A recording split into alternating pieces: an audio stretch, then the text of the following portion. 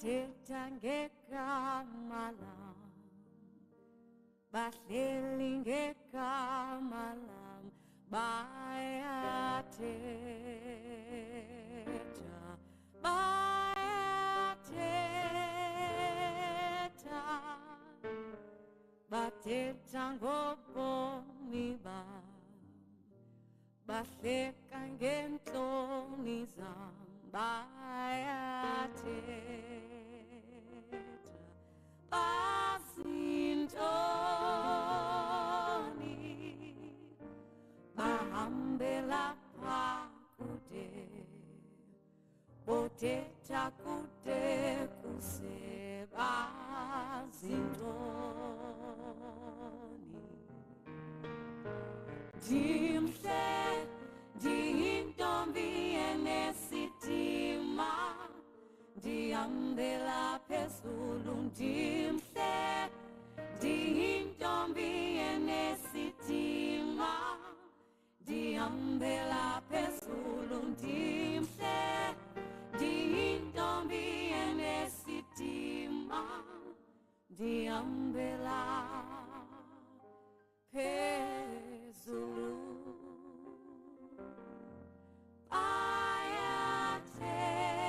Bayathetha,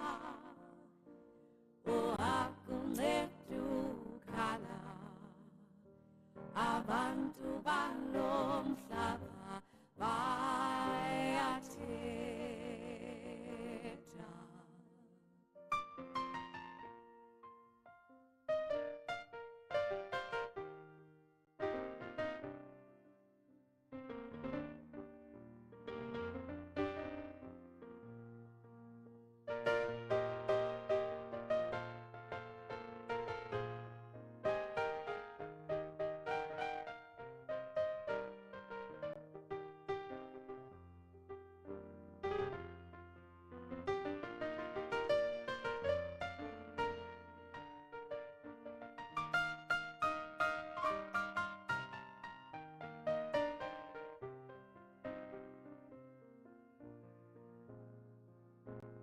Ndimhle, ndiyintombi enesidima, ndihambela phezulu. Ndimhle, ndiyintombi enesidima, ndihambela phezulu. Ndimhle, ndiyintombi enesidima, ndihambela phezulu.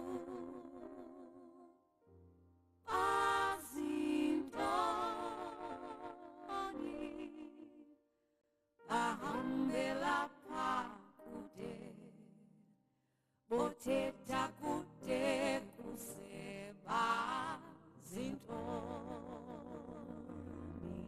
bayathetha,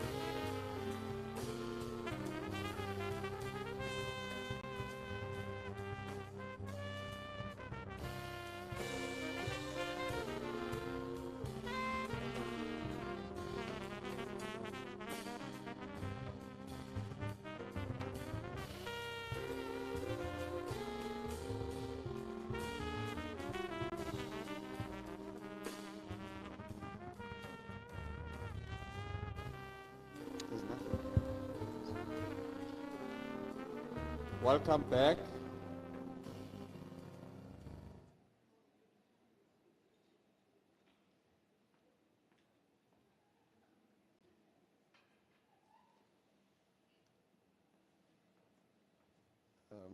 Thank you very much. One of the core business of the annual general meeting is for the shareholder to present the director's report, the audited financial statements, the audit committee report, the appointment of the auditor, as I referred to earlier, as well as the appointment of the audit committee in the form of the independent audit committee members, and the appointment of the directors, the NEDs. I'd like now to invite Ms. Samantha Patha to come forward and read the special resolutions. Samantha Patha heads a unit in governance called the Shareholder Services. It is a unit that helps to coordinate the appointment of the NEDs, the induction of the board, etc. Thank you very much. Samantha, over to you.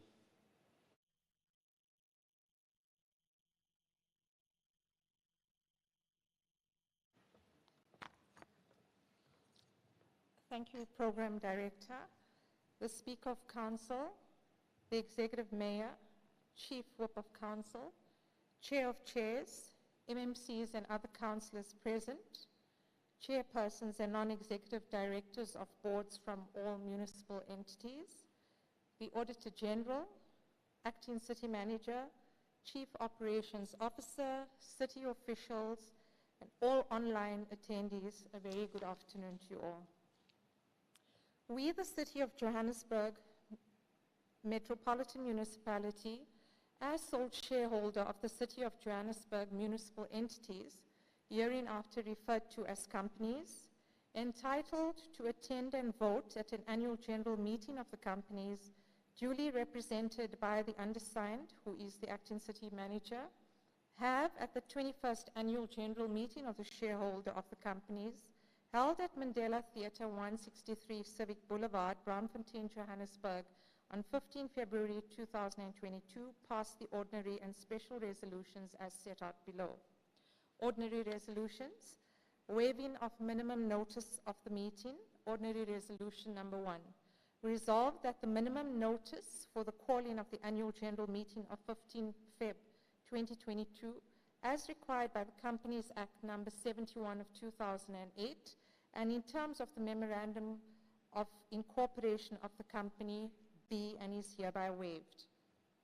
Approval of the minutes of the AGM held on the 14th October 2021 for Joburg Water, City Power, Pick It Up, Metrobus, Joburg Property Company, Metropolitan Trading Company, Joburg Market, Joburg City Parks and Zoos, Joburg City Theatres, Joburg Tourism, and approval of the minutes of the AGM held on the 24th of January 2022 for the Joburg Development Agency and the Joburg Roads Agency. Ordinary resolution number 2, resolved that the minutes of the annual general meeting of 14th October 2021 and 24th January 2022 be and are hereby noted and approved. Ordinary resolution number 3, acceptance of the 2020-2021 annual financial statements, as well as the auditor's report, the director's report, and the audit committee's report. Resolved that the annual financial statements of Joburg Water, City Power, Pick It Up, Metrobus, Joburg Property Company, MTC, Joburg Market, Joburg City Parks and Zoo, Joburg City Theatres, the Tourism Company, Joburg Development Agency, and the Joburg Roads Agency for the year ended 30 June 2021, including the Director's report, the report of the auditors, and the report of the Audit Committee thereon, be and are hereby received and accepted, subject to Section 129 of the Local Government Municipal Finance Management Act. Acceptance of the company's Social and Ethics Committee report in accordance with Regulation 43, subsection 5C of the Companies Act of 2008. Ordinary resolution number 4, resolved that the Social and Ethics Committee's reports for the year ended 30 June 2021 be and is hereby received and accepted in accordance with Regulation 43(5)(c) of the Companies Act of 2008. Ordinary Resolution number 5, remuneration of directors and independent audit committee members.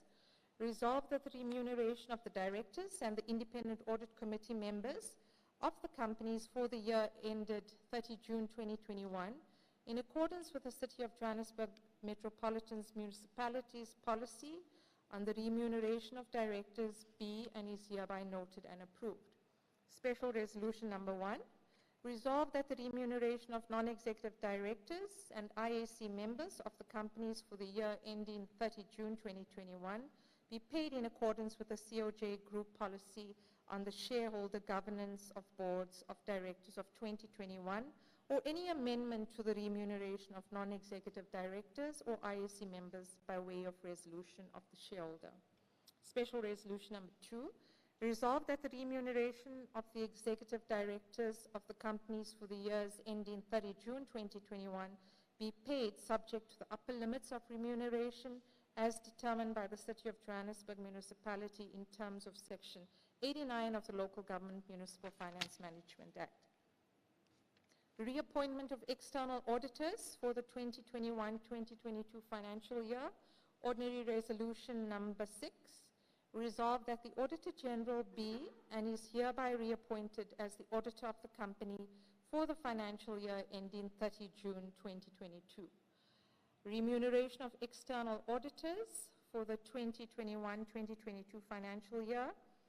Ordinary Resolution number 7, resolved that the Board of Directors of the company be and is hereby authorized to approve the auditing fees payable to the Auditor General for the year ending 30 June 2022.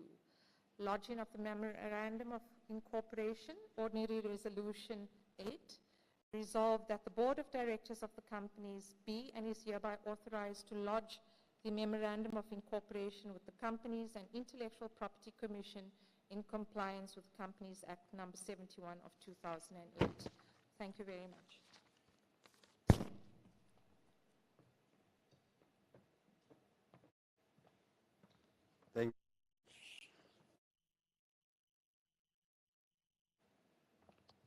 Thank you, Samantha. We are now moving to development, economic development. What we'll do is we'll play the infographics, which will indicate or show you who are the board members of each entity. For sake of time, we are going to play an infographic for all the entities that are led by MMC Mbundu. With that said, may I please invite MMC N Mbundu to come forward and give us a brief address before I invite the chairperson of JPC. Thank you very much.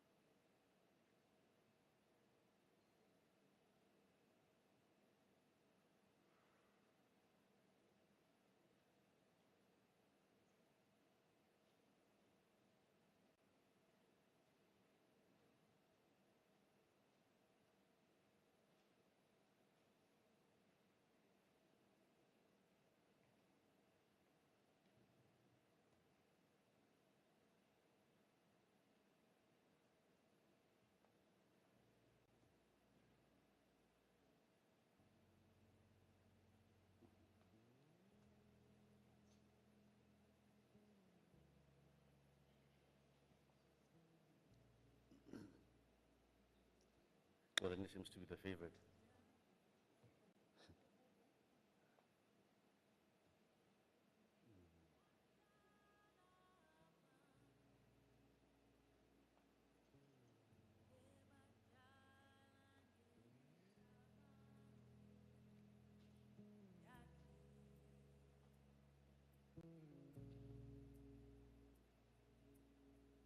Wanelege moyeni,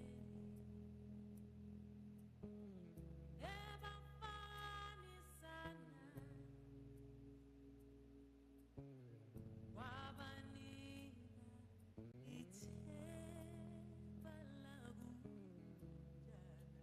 Good. Thank you, Madam Mayor, MMCs, and honorable guests. I'm so glad this day has come.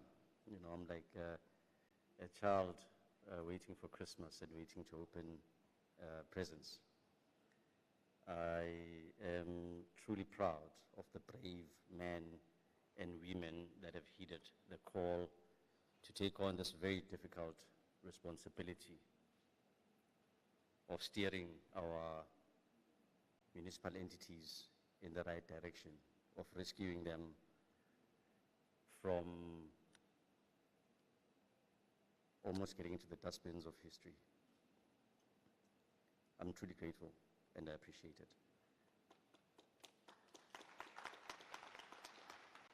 As you can see, we have got probably the best crop of leaders to chair municipal entities in a long time, if not ever, in the city of Johannesburg. We've got academics, we've got entrepreneurs, we've got highly skilled technocrats that are ethical and that also happen to be visionaries in their field of trade. Now, I must highlight that unlike what the previous administration did by deploying cadres into boards so that they can loosen the system and enable themselves to do whatever they want with the entities. 90% of the board NEDs that you're seeing here, I don't know personally. I don't know. There were recommendations that were made based on the applications that they submitted, and we really just went for the best of the best, based on merit. The mayor had covered that. Why are we doing this? It's insurance against ourselves as politicians. We've got independent-minded board chairs and board members that can push back against political interference. We want them to be independent. We want them to do the work of governance, the work that they were hired to do. Why we say this? Let's just take it back. Economic development is the custodian for economic growth in Johannesburg and ultimately South Africa by association. So the impact that we play in the growth of our economy is massive. It is massive. The impact that this office plays in poverty eradication, in job creation, in investment attraction, in stimulating the economy is big. In numbers, when you look at the 20 years to 2017, the country's GDP grew at about 2.7%. The province of Gauteng grew at about 3%. The city of Johannesburg grew at 3.6%. That makes us easily the single biggest contributor to the GDP of the country. So the responsibility that we have is big. It impacts what happens to the economy of the country. As such, we've had to get the best of the best leaders to take hold of this ship and steer it. Now, I don't need to go on further, letting you know that Johannesburg is in ICU. I think the mayor has covered it. The acting CM has covered it in the in their presentation. I'm not going to bore you with the detail. We are in ICU. And I'd rather maybe give you the scoop as to why we're in ICU. The real challenge is that, number one, the city has got good people, but the city also has bad people. Maybe more good than bad. Okay. It so happens that the bad people happen to be some of the senior-most people in their entities. And I'm talking about really bad people. I want to just set the scene for the incoming boards to understand the extent of the challenge that we face and be transparent about it. We have got entities that are a law unto themselves, that do not even account to the shareholder, that do things the way they want with impunity, that give us a middle finger. Why? Because it's been like that. They have enjoyed political protection for the longest time. And they know themselves. The good news is that it's game over. It is game over. You've got CEOs that appoint their own board chairs, that meet before the boards are appointed. How is that a governance structure? They meet their boards, NEDs and chairpersons prior to a board AGM, clearly for the board to protect them. It's game over. No more. The city and the entities belong to the residents of Johannesburg. The ratepayers and the taxpayers are the ones that pay our salaries. We are employed by the ratepayers to do the job that we've been tasked to do. We are not employed to work for corrupt politicians and corrupt big business. Unfortunately, the city has been captured in our entities. Again, I reiterate, there are good people. The challenge we face is that the good people realize that there's no consequence management and therefore they keep quiet. They are scared to speak out. There's a culture of victimization in some of these organizations, massively so. There's a culture of entitlement where government officials don't understand their mandate, don't understand that they actually work for the citizens. They think that this is Mami's Paza shop. Cadre deployment, I don't need to elaborate on that. It's widespread. No consequence management, I've mentioned it. You've got people that violate, blatantly violate rules, code of conduct, and they get away with it.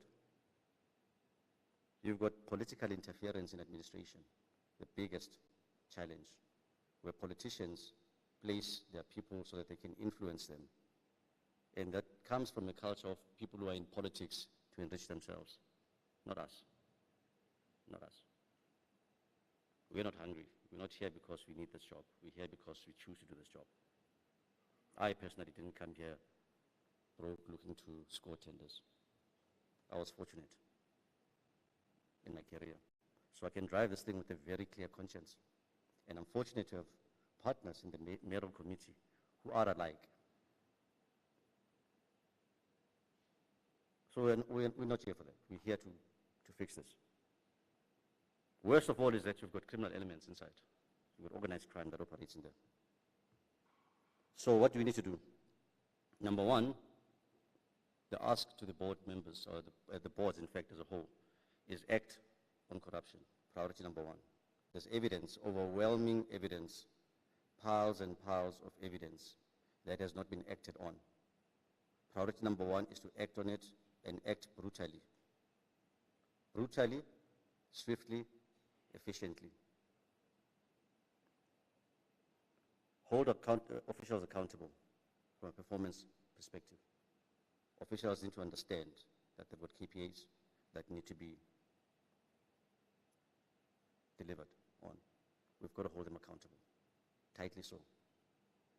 We've got to drive a culture, a high-performance culture, which means we need to professionalize the administration.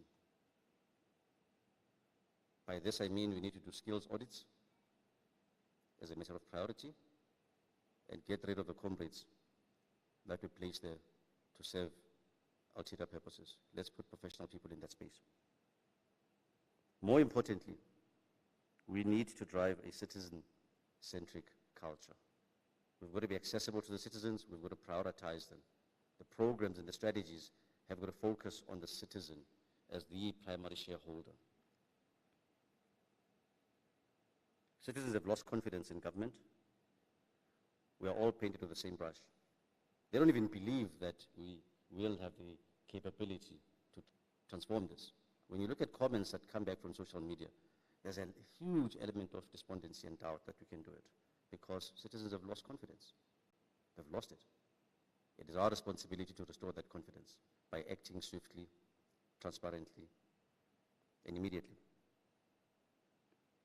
Lastly, and maybe more important, is to drive human capital development. Our people are number one. Let us eliminate the culture of victimization, the culture of territories inside the organizations, the culture of fear within our employees, and create a safe working space for them. I'm going to be working very hard driving the HR agenda to ensure that we create a safe space for our people so that the good people and those who are sitting on the fence can get the confidence to come out. We spend a third of our lives working. If you consider 8 hours a day out of 24 hours, it's a third of our life, literally. That environment has got to be empowering, it's got to be enabling, it's got to be safe, it's got to be inspiring, it's got to be fun. People need to enjoy doing what they do. If people love what they do, the results will speak for themselves. And this is what is going to be projected to our citizens, where they take accountability. So it's very important that we transform the culture of government from a human capital development perspective. In closing again, I am truly honored. You know, if you told me 5 years ago that I'd be standing here making such important decisions that influence the direction that our country takes, that I'd be in a position where we could put boards in place that are going to transform our economy, I would have told you, not in a million years. So I'm honored.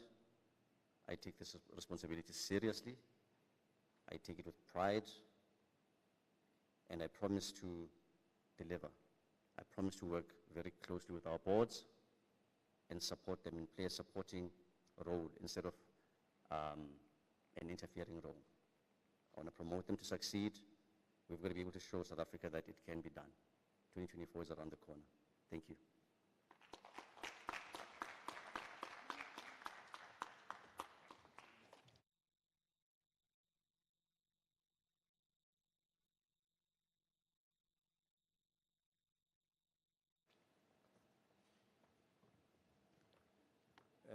Thank you very much, MMC.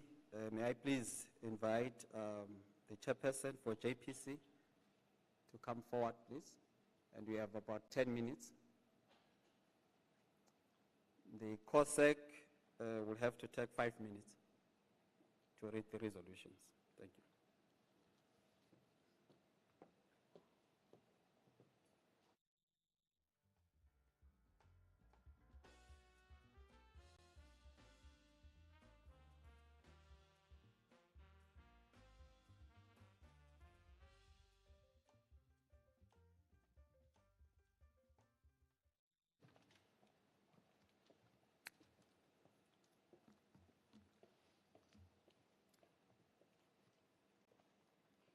Honorable Executive Mayor, Speaker of Council, City Manager, and City officials, MMCs and councillors here present, fellow directors, ladies and gentlemen, I greet you this afternoon.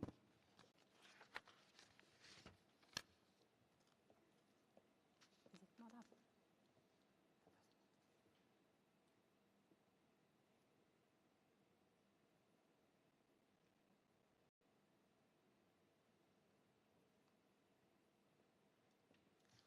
Okay, I will continue while we wait for the slides for the JPC presentation to come up.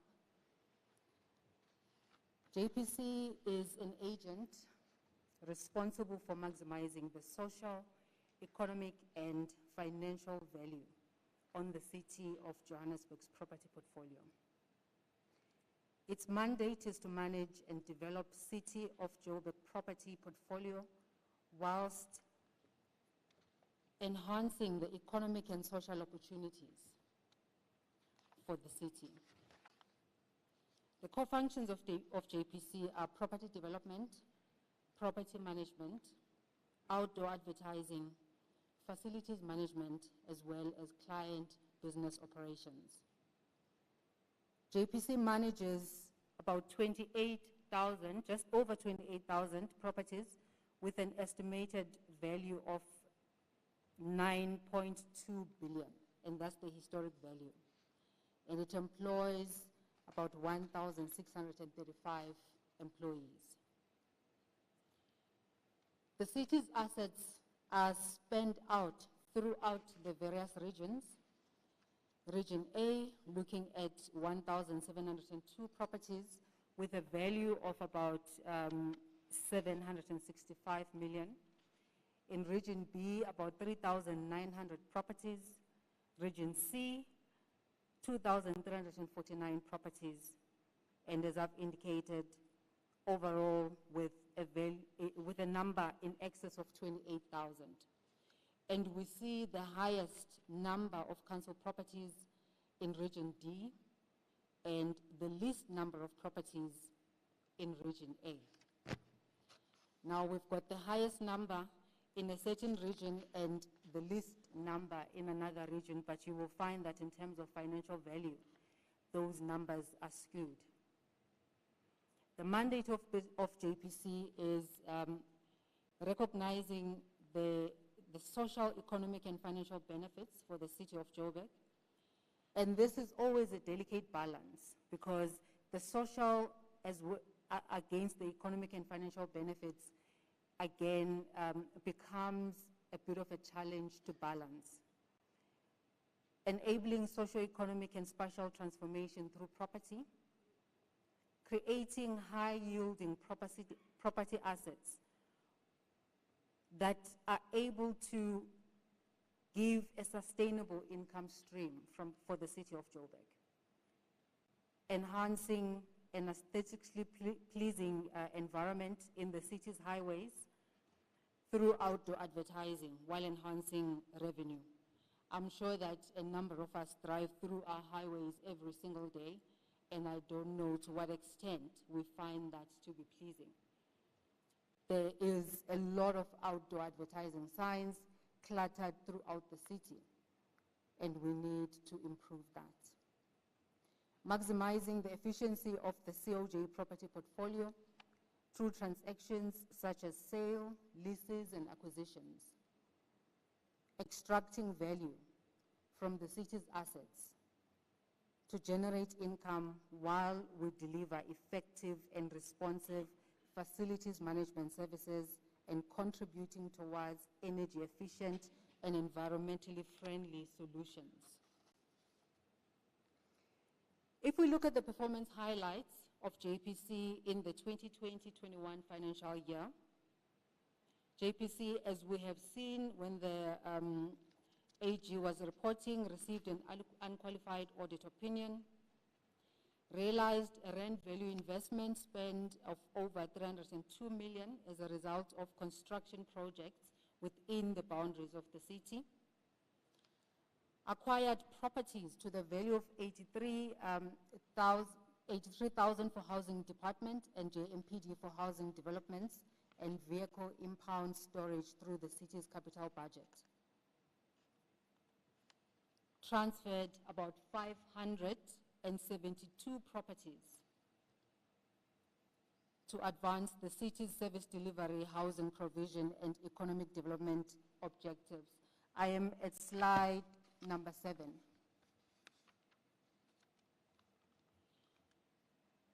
If we look at the short, medium, long-term challenges that JPC has experienced,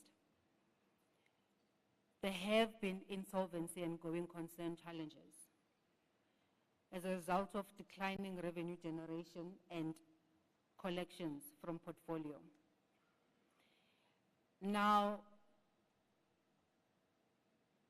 since the COVID-19 pandemic, a number of industries have been negatively affected, and the property industry has been no exception. And this has seen a downturn in the property industry due to the weak macroeconomic climate, and that resulted in a decline in private sector investments. That, along with internal challenges that have been experienced within JPC since that time, have actually resulted in a decline in terms of performance, a decline in terms of personnel input and output. There is insufficiency of cleaning staff to address the footprint. If we look at the 28,000 plus assets that need to be cleaned on a daily basis against the 1,180 cleaning staff, we see that there is a need to have an increased capacity if we want to see a cleaner city. On outdoor advertising, this has been a challenge for the city. This has been a challenge at JPC. There is a need to formalize contracts. Working with the planning department, because we see that there is an oversupply of outdoor advertising signs throughout the city, and a large number of these are illegal advertising structures. And if this is addressed, we should be able to see a growth in outdoor advertising income, because the industry has the potential to generate revenue for the city, but it needs to be managed effectively. There are delays in finalizing town planning applications, and JPC needs to be in partnership with the town planning department to actually get these done. Land invasions and illegal occupations are not an exception to Joburg, and certainly we see how they impact on the ability of the city to extract value out of its assets, and it needs to be addressed. And in doing so, the provision of temporary emergency accommodation is a requirement. Some projects, such as the inner city projects, are unable to break ground because of the illegal occupation on these assets. And as we know, in terms of the laws of the country, when we seek to remove occupants in certain properties, there is a requirement to provide temporary emergency accommodation. I've already mentioned that business operations were disrupted extensively at JPC due to internal challenges and the COVID-19 pandemic.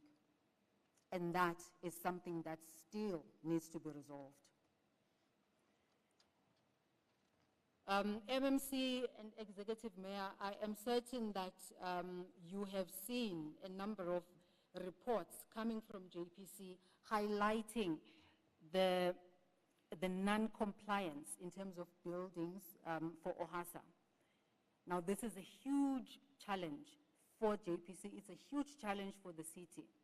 A lot of buildings are not OHASA compliant, starting with the Metro Center, where the headquarters of the city are.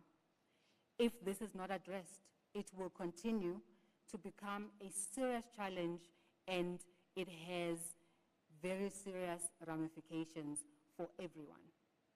A budget needs to be allocated to actually address the OHASA compliance issues in the city's property portfolio. If we look at the JPC's finances, the current ratio against a benchmark of 1.1 is sitting at 0.91. The solvency ratio against a benchmark of 2.1 is sitting at 0.97. We do not see a good picture overall.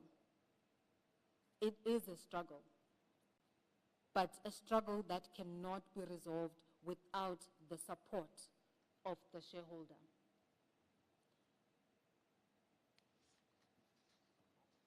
If we look at the earnings before interest, we're looking at 33 million against of 45 million in 2019-2020.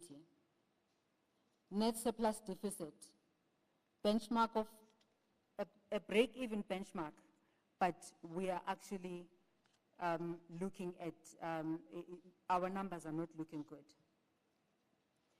CAPEX spend, that is the most concerning one. We're looking at 4% actual spend in 2020-21, and if we compare that with 2019, where we were seeing 100% of CAPEX spend.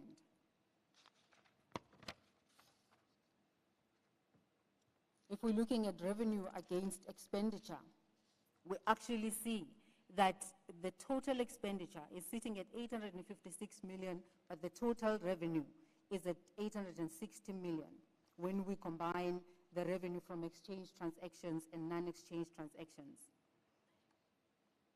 That is not a very sustainable picture, and it needs the city. I was excited to hear the executive mayor talking about, you know, budget reviews, and I hope that those actually take into account the things that need to be done in order to support the entities to come out on top and make the city look good again.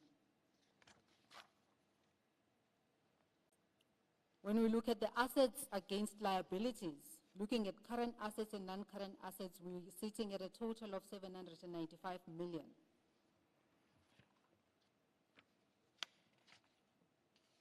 And liabilities sitting at 818. That is above the assets that we have. We've spoken about the solvency and liquidity concerns and the going concern. And if this is not addressed, nothing is going to change.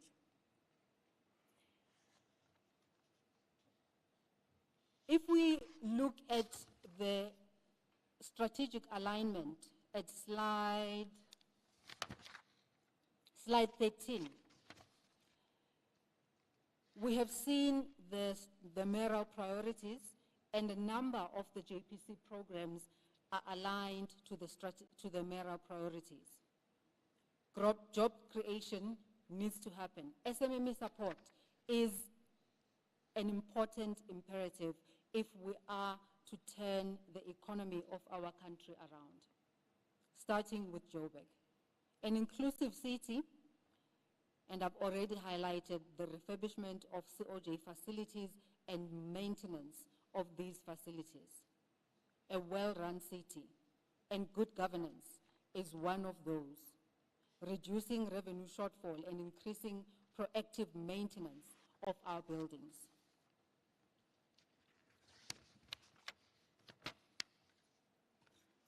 As a way forward in slide 15, for us to be able to turn things around, we need to see a commencement of constructions on inner city redevelopment projects.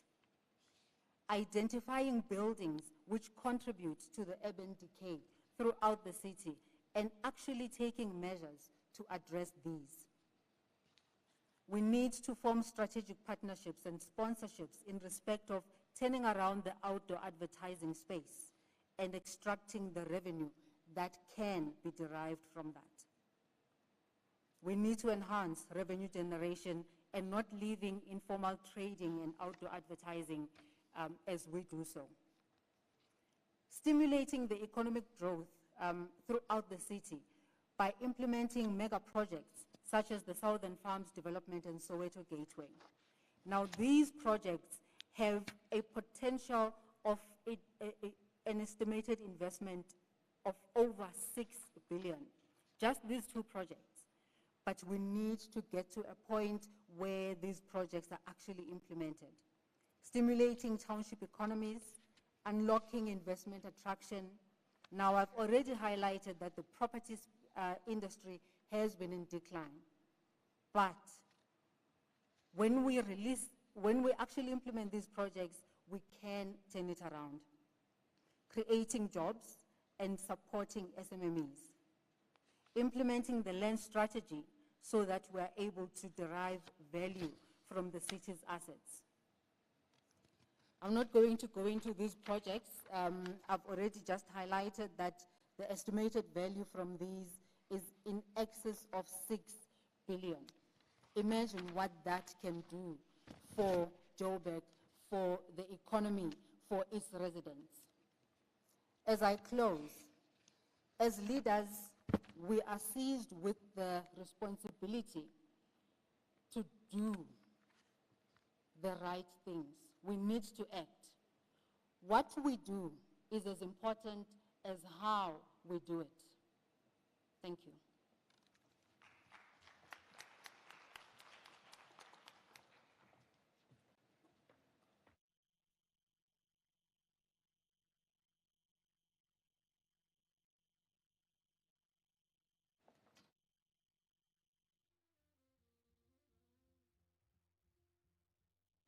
Thank you very much, Chairperson. We really appreciate. Look, we have to stick to 10 minutes, otherwise we'll knock off after 10 p.m. if we don't stick to time that is given to us. Executive Mayor, there is a good example here. Ms. Kululwa Mutwa is the outgoing acting chairperson for JPC. And you will see that some chairpersons, when they are outgoing and we invite them, some they don't come. But a true leader does exactly what she has done. She's an outgoing chairperson and she's here, and that's the culture that we want to cultivate in the city. We really appreciate. Thank you very much, outgoing chair. COSEC, please, 5 minutes. May you please stick to time.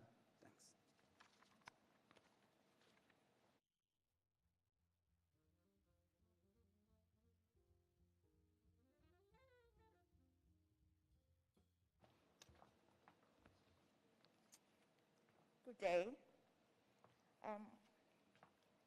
I would love to thank the Executive Mayor, the MMCs present, the City Manager, and all protocols observed.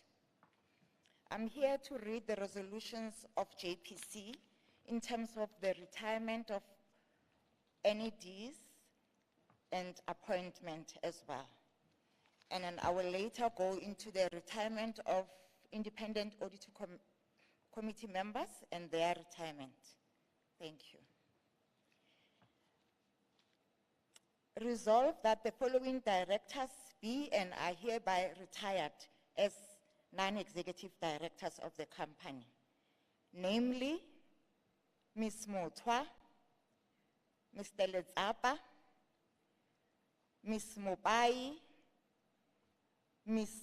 Masilo, Ms. Gumede, Ms. Ngomezulu, Mr. Ngobo, and Mr. Ngomezulu. All these that I've read are retired directors of JPC. And it is resolved now that Advocate Madumise is hereby appointed as the chairperson of the board of JPC for a period of 3 years, reviewable 12 months at the discretion of the shareholder or until the next AGM. The next resolution, it is also resolved that the directors be and hereby appointed to form the board of directors of JPC in terms of Section 36 of the Companies Act for a period of 3 years, renewable annually or 12 months at the discretion of the shareholder or until the next AGM. The newly board of JPC will comprise the following members. Advocate Ndumise as the chairperson of the board. The members will be Mr. Mgoza, Mr. Mda, Ms. Mgambi, Mr. Galocha, Mr. Lingani, Mr. Ramawa, Ms. Mtimkulu, and last but not least, Mr. Snitch. Over and above, I have 2 executive directors, Ms. Helen Waters, the CEO of JPC, and Mr. Sipho Mzobe, who's acting CFO.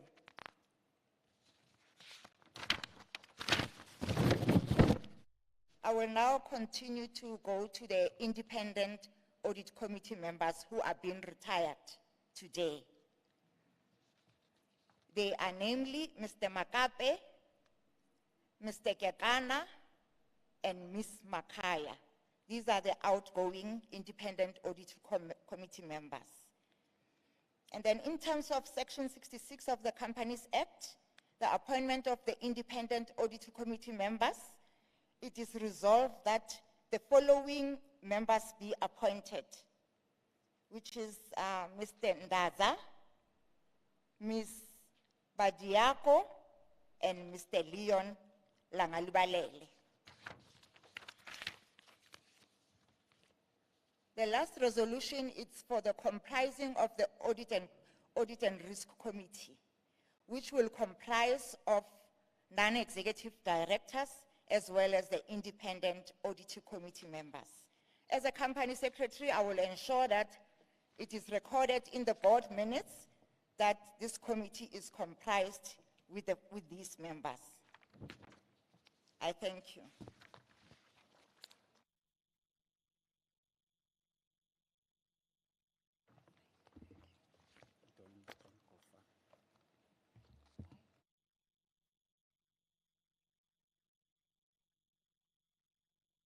Thank you very much, Kosek. May I please invite the incoming chairperson for JPC to come on stage.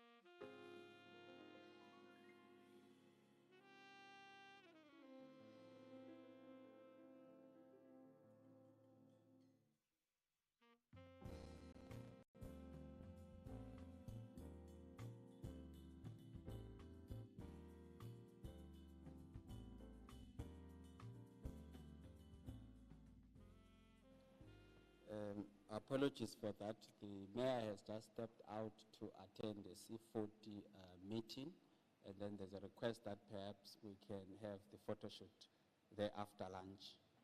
Apologies for the inconvenience. Thank you very much. May I request that we go for lunch, and it should take 50 minutes. We will continue after lunch. Apologies for the inconvenience to the entities that were supposed to be considered. Lunch would be saved behind here. They are going to lift, and then we're going to go in there for 50 minutes, and then we should be back. Thank you.